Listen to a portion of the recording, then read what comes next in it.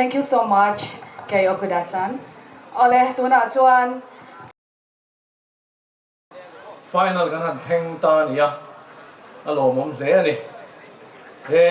football league atang hian Mizoram mai ni lo India rama ming thang te tin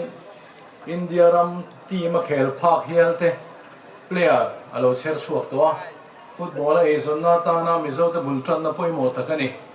tuna chuan India ram state thang thanga football league thotling ber polania midang in soise chona hotling berte po minti sakhial to mai the state league a chuan te na thang thang atanga te in chu tiam chu Kandil berte kan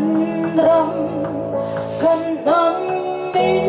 shwaya nang châu kan thang ma te kan